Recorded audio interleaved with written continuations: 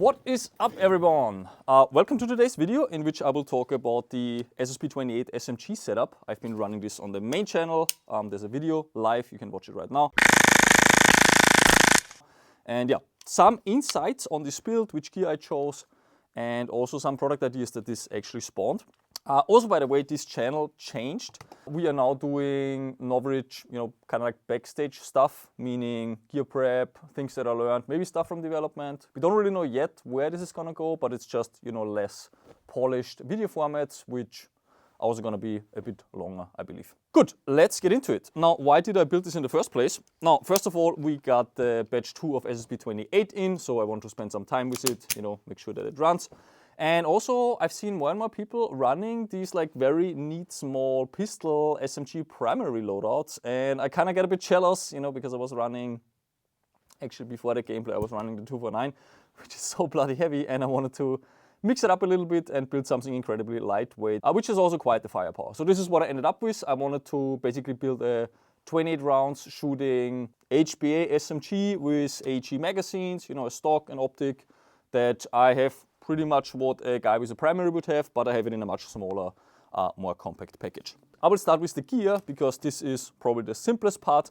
I was running the plate carrier with the HPA bottle setup, so HPA bottle pouch. So I didn't want to go with a big and heavy bottle, so I took here this very small one.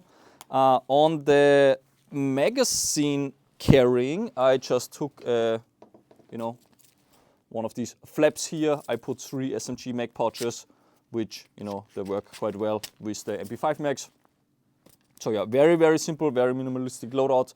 I wasn't even running a belt this time, because this was really not meant to be a secondary, even though you could host it. I can show you, but I don't think it's very desirable.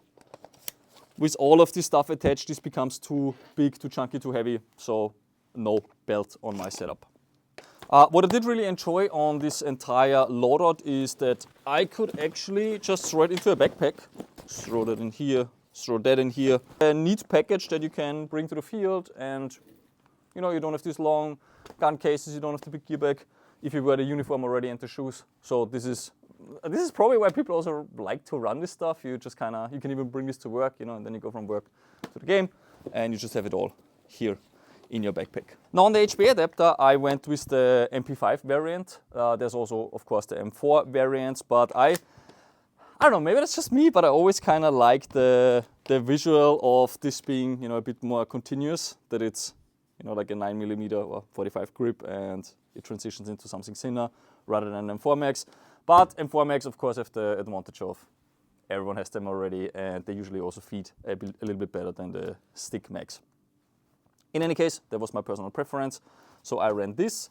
I also ran the foregrip here because I think it's a bit awkward if you don't have this. I can just pull it off. Are you not coming off? Oh yeah, here we go. First of all, I think it just doesn't look as cool, and also it's kind of missing a grip. Like, you can run it like this, but it's just nicer to give your hands a bit more space and to put this thing on. Now, this is actually meant to be a magazine holder for Glock magazines, so I could totally just take here this SSP28 magazine and put it in here. That would work as well, but why would I need that if I run HPA? So no mag in here. I was really considering running a drum mag, so that would then look like this. Now, the reason why I didn't want it is because it kind of defeats the purpose. I wanted something light and very, I wanted to be really agile. This now becomes rattly. It's not as wieldy anymore, even though I have more BBs, of course, and I could sustain a longer fire. I can also HPA tap this, actually. You can just change the valve here to an HPA connector. Yeah, not really my thing. Just, it becomes heavy, and now I might as well just run a full-size AG. So, I didn't do that, even though I know that a lot of people actually really love running these things. Now, I did put an amplifier simply because this thing just sounds terrifying. I can show you real quick, like when I connect this to HPA.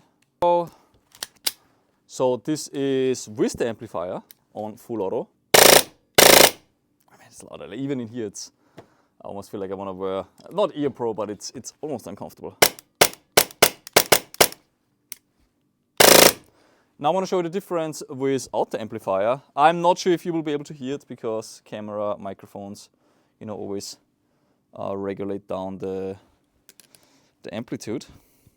But in any case, now I can just pull this off. So this is how it sounds without the amplifier. This is with the amplifier. I don't know if you can tell, but here in this room, it's a lot more sharp, the sound. And this is what I wanted to achieve. I wanted to run this, you know, tiny small package, but it should sound terrifying because the 28 rounds per second are, it's not that usual at the field for gas blowback systems. For the camera, I was a little bit worried that you won't be able to see any of the footage because, you know, the rifle shakes so much on full auto. But surprisingly, it looks okay.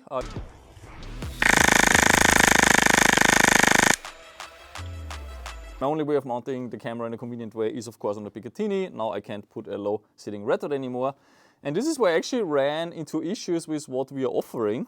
And I had to get a different riser because the risers that we used to offer, these ones here, I just really don't like them. I don't know, man. They're too old school. So yeah, in the beginning of the video, I mentioned that this video spawned some new products of ours, which is risers. Yeah, I did get back then the UTG riser, which is this one. It's a light one, skeletonized, looks really nice, and it is in fact very, very light, and it allows me to look over the camera and gives me a really nice, you know, overall just package. Now, because of our old ugly risers, again, I did initiate a new project, so now we finally have these skeletonized, lightweight, more minimalistic ones. We don't have the big thumb screws on the side anymore. You know, they're just a lot slicker.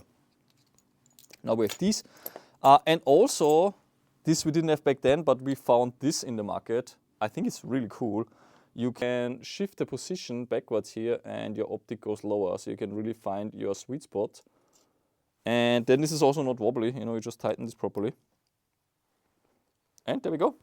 Then you have your height adjustable riser. If we would have had this back then, I think that's what I would have picked because I could have gotten my red dot exactly to the right height. Good, on the stock, this is something that I didn't like that much. I wanted a bit more of a, let's say, primary stock because when we designed these carbine kits, these were never really meant as primaries. This is more that, you know, you basically collapse this and you put this into your holster. So the idea was really that this stays in your holster, and that's why this stock is really light, really minimalistic, doesn't add any bulk. And when you need it, it's, you know, it's enough to actually stabilize, but it can, you know, maybe you miss your shoulder because it's so small. It also looks a bit, you know, very, very minimalistic. And this is why after this gameplay, I said, hey, we should totally make a bit more of a sophisticated stock. So we will soon have, where do we have them here? Picatinny adapters for these carbine kits. They are gonna look like this.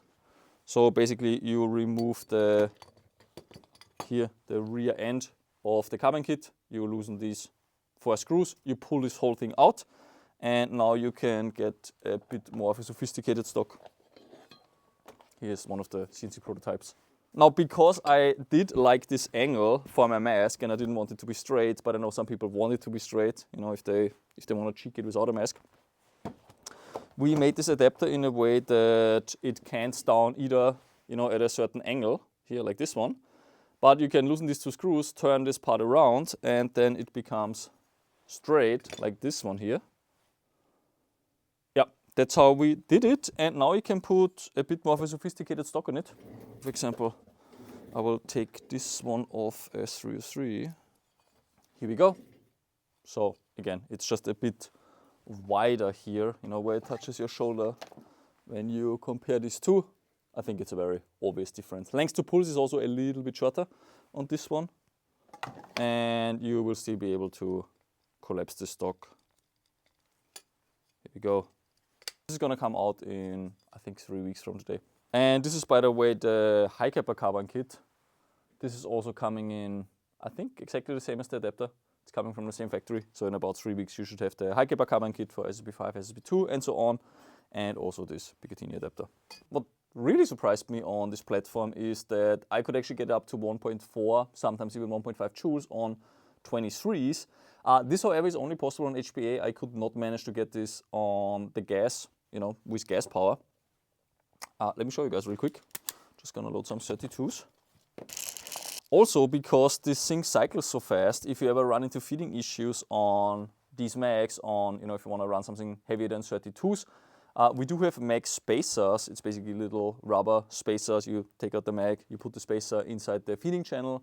It reduces your capacity by a few BVs, but you get a lot more spring pressure.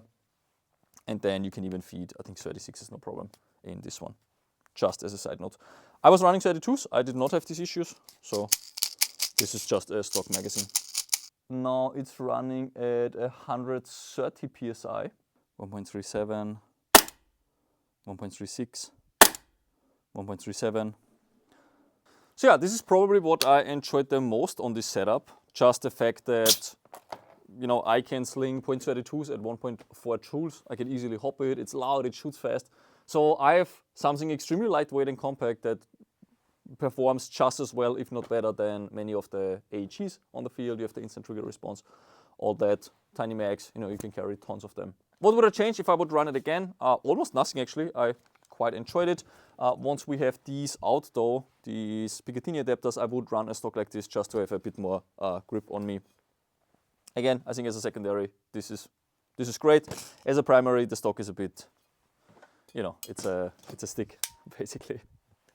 Hope you guys enjoyed this video and this new format. I'm gonna make more of these videos. Every time that I run something specific that I built for a gameplay, I will kind of like review it, talk about my experience and all that. So hope you enjoyed this format, and I'll see you guys on the next one.